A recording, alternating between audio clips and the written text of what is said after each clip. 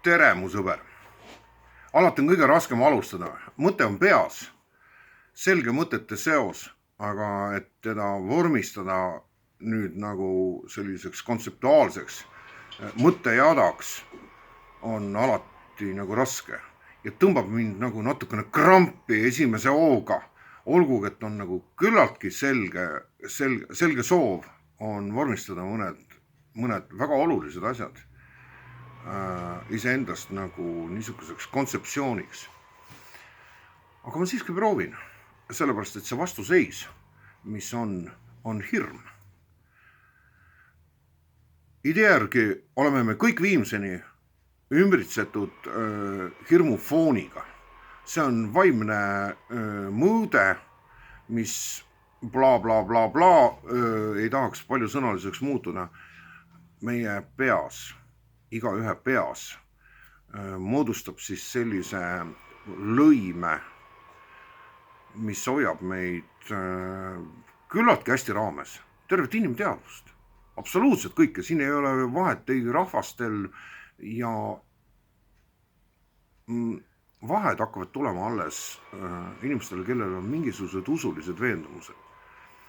Aga ma jätan ka selle tegelikult lihtsalt rippuma selle usuliste veendumuste osa, las ta ripub oma soodu, sest ei ole olemas mingisugust spetsiifilist usumeelt. Tegelikult ei ole olemas mingit spetsiifilist usumeelt, kus kas võiks öelda, et see inimene usub ja selle usu tulemina on ta kuskil erilises staatuses. Me kõik absoluutselt oleme usklikud viimseni, sest usumeel on nagu nägemis, kuulmismeel on meil automaatsed. See on automatiseeritud inimmeel. Ta ei ole arvestatud kõigi meelte kategooriasse, nii nagu see on siis mingisuguse ma ei tea, inimehituse niisugune valitsev käsitelu, kuidas me oleme juhindumas peamiselt nendest oma nägemis, haistmis, lõhna ja puutemeele kaudu. Kuhu usumeel on jäetud? See juba näitab seda, et selline valem, mis on elu meeleline tajumine, et see valitsev valem on täiesti puudulik ja see tegelikult ei toimi. See on täielik jama. Sest esimesel kohal on usumeel. Usumeel. Ja see on tõde. See on avalik tõde, kui sa kuuled praegu mu sõnu, siis ja võtad seda vastu just nimelt avatuna. Eelduseks on see, et sa pead must. Teid ei ole väga palju, kes praegu teispool kaamerat on.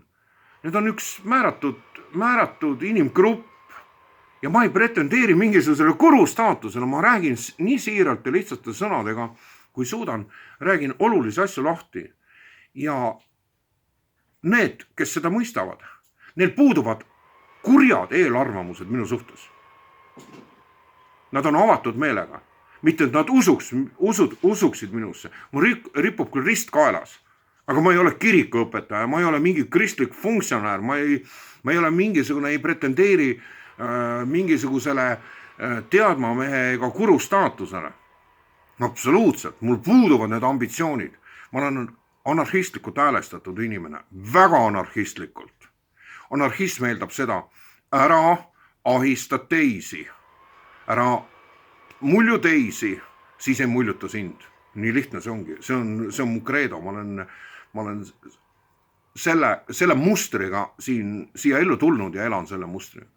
Nii et mul puuduvad igasugused võimuambitsioonid, aga ma olen anarhistlikult häälestatud. Anarhism on äraspidiselt täpselt samasugune seisund, ainult seal on nii palju tarkust, et ära manipuleeri teistega. Ära pretendeeri nende teadvusesse ronimiseks ja nende üle võimu võtmisele, siis ei tehta seda sinuga ka. ja see töötab, see toimib üldiselt. Ma räägin oma mõtteid lahti, aga minu leksikas puuduvad niisugused sõnad nagu peab. Ma rõhutan, minu leksikas puuduvad sellised määratlused nagu sa pead. Sa pead.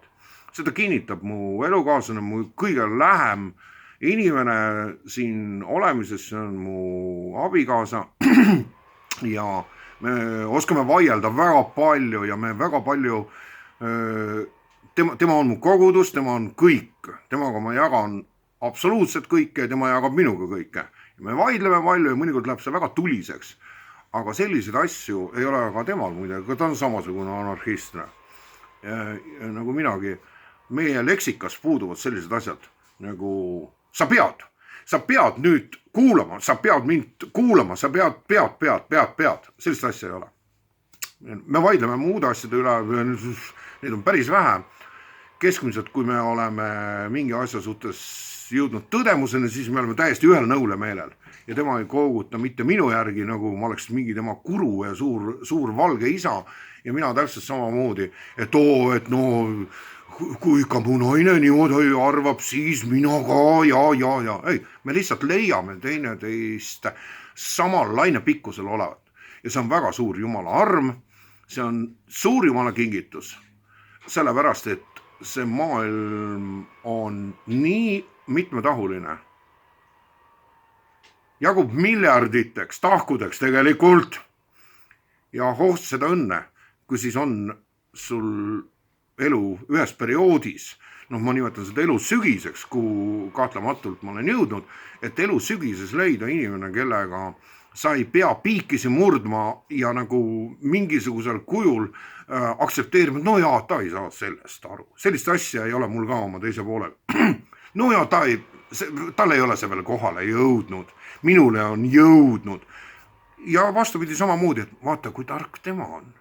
Aga näed, mina olen nii rumal. Mina ei ole selleni jõudnud. Pisiasjades, muidugi loomulikult, kui me infot vahetame. Nüüd jutt läks natukene kõrvale, et kukkusin oma naist ülistama, aga ta on seda väärt. Kas tema leidis minu? Mina leidsin tema. Kas me üldse siin midagi elus saame leida ise endast lähtuvalt? Mõtle mõne oma kadunud asja peale, mingisuguse nurjunud teema peale. Ma mõtlen seda, mida sa ei saaks nagu praegu teha. Või omada, või mingit staatust, mingisugust. Mõtle selle peale, et see on ju nii lihtne. Lihtsalt tee see ära ja kui sul mingi asi kadunud, siis lihtsalt mine ei võta ta sealt kohast, kus see asi on, aga sa lihtsalt nagu praegu ei tea, eks ju. Vaat see ongi. Siin ongi võti. Meil on need tühemikud, sellised valged laigud. Video praegu, mis on tõenäoliselt niisuguses huvitavas valgusmängus toimub, eks. Selja taga mul oleks nagu täiesti selline valgus, nagu see oleks mingi prožektor. See mitte midagi ei ole näha. On ju niimoodi, sa näed seda. Tegelikkuses see ei ole niimoodi. Tegelikkuses on see ainult illusioon, mis tuleb siin kaamera pildis kujuneb välja, nagu mu selja taga oleks täiesti mingisugune taevalik valgus ja ma olen nagu juba taevariigi väravas. Ei ole, see on fotoefekt. Lihtsalt väike langeb tagumisest aknast ja siin ta langeb praktiliselt peaaegu iga päev. Täna on ta jälle väljas ja sest see on päikese kodumaa Hispaania. Ja illusioonid ümberringi. Ja nüüd uuesti tagasi sinna usumeel, mis on esimesele kohale asetub elus tegelikult. Meil on pidevalt ja läbi aegade, ma ei tea, mis ajast saadik, on müüdud maha kogu aeg valet skeemi. Et me oleme oma meeltega kompame seda tegelikkust ja seda reaalsust, milles me oleme, seda kolmemõõtmelist maailma. Jah, ta on kolmemõõtmeline, aeg, ruum ja siis mateeria, ehk siis see käega katsutav. Aeg, ruum ja mateeria. Ja me kompame oma meeltega. et millised meeled siis on see, et praegu meil on silmside sinuga, et nägemismeel, kuulmismeel töötab automaatselt, sest sa kuuled mind ja siis sa võid mind puudutada niimoodi õrnalt, vaat niimoodi näpuga võid puudutada, et see on nagu see on ju ka illusioon. Sa ei saa mind tegelikult puudutada. Ma olen sinust 5000 kilomeetrit oma elutoas Hispaanias. Illusioon. Sa ei saa, no aga sa võid puudutada siis mida iganes, lauaplaati, pane käsi praegu laua peale. Sa tunned sellega, sa tunned. Aga kõige esimene meel on märkamatuks jäänud, see on usumeel. Usus. Ja ma ei tea kedagi, ma ei tea midagi, mis ei töötaks usumeele kaudu. On niimoodi? On. Usumeel. Ei, ma ei kavatse hakata rääkima sulle Jeesusest, Kristusest ja tema bla bla bla bla. Ei kavatse, üldse ei kavatse. Sest see on minu usk. Kui sa oled juhtumisi kristlane ja usud seda sama, siis sa tead, et nagunii, et see on nii. Sa ju tead seda. Ja kui sa ei ole kristlane, aga sa tajud ja tunnetad kõiksust läbi mingisuguste muude ütleme mustrite, no siis on see sinu taju ja see on ainuõige seal juures. Absoluutselt. Selle asja nimi on õige usk. Õige usk. Nii lihtne see ongi. Ma ei räägi, et see oleks Vene õige usk või mingisugune Kreeka, Rooma, Makedoonia, Serbia, Ukraina õigus, Armeenia, Gruusia õigus. See on õige usk, sa oled õige usklik inimene sellisel juhul, kui sa ei kahtle, ei võitle, ei proovi seda ära tõestada, vaid lihtsalt lähtuvalt sellest oma usu alusest, juhul kui sa oled kristlane, siis sa tõlgid tervet seda maailma läbi kristliku prisma. Kui sa ei ole kristlane, aga sul on mingi muu usund, mis on sinu jaoks esmane. Loodususundid on väga kenad. Mul on hästi palju lähedasi sõpru, on just looduse erinevates stiihiatesse ja tervikuna loodusspektrisse usku, et need on loodususulised, metsausulised, mida iganes. Absoluutselt. Minust on see nii ilus. See on nii ilus, kui inimene saab aru, et usu kaudu kombab ta kõigepealt maailma. No ega lõppu võib veel seda öelda, et kõik see virvarr, mis meie ümber toimub ja mis meie teadvust hoiab kammitsas, on täiesti loomulik protsess. Absoluutselt loomulik. Ja kui sa mäletad, siis selle teksti alguses ma hakkasin peale hirmuga. Hirm on esimene kihistus, mille vastu põrkab usumeel. Hirmusfäär, otse kui mingi piir kuskil kohas meie mingi teadvusruumi ümber. Vastu hirmu põrkub, hirmu müüri põrkub meie tunnetus. See ei ole veel saatan. Saatan on seal hirmu taga kuskil. Hirm ei ole veel saatan. Hirm on normaalne seisund. No ma nii palju vikin oma usundist sisse, et siiski natukene, sellepärast, et ma usun sellesse, sest see aitab mul elada. See kuulus palve Getsemani aias, mida sa ka mitte kristlasena oled kindlasti kuulnud, kui Jeesus ütleb eelõhtul nendele sündmustele praktiliselt oma surmale eelneval määratud perioodil, mis on siis seal veel mingisugune 1,5 ööpäeva, kui ta näeb selgelt seda mustrit, millesse ta siseneb saatuse mustrit, ütleme seda, et ta on lihtsalt selgeltnägija, mis on väga levinud ka tänapäeval ja väga paljude inimeste hulgas. Ta näeb sündmuste ahelat ette ja kui ta ütleb, et kuulsad sõnad, oo isa, oo Jumal,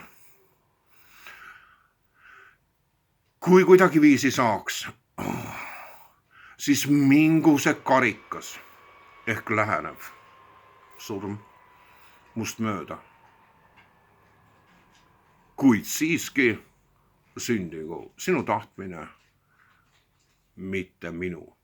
Ehk ta kehtestab taoistliku fataalse printsiibi, et homsed uudised on ka täna juba olemas. Nii lihtne see ongi. Kuidas seda kristliku kiriku kaanonit tõlgitsevad, võid minna uurida mõned kirikuõpetajal. Mind ei huvita, mis soga nad ajavad. Absoluutselt ei huvita. Ma olen metskristlane ja täiesti anarhistlikult häälestatud inimene, kes lihtsalt armastab oma õpetajat Jeesust. See on minu usutunnistus. Aga Jumal on kõikjal, ei ole midagi, mis ta ei oleks, kaasa arvatud oma mitteolemises. Et inimesed teda sellest mitteolemisest hakkaksid avastama ja leidma. Head päeva sulle! Kuulmiseni!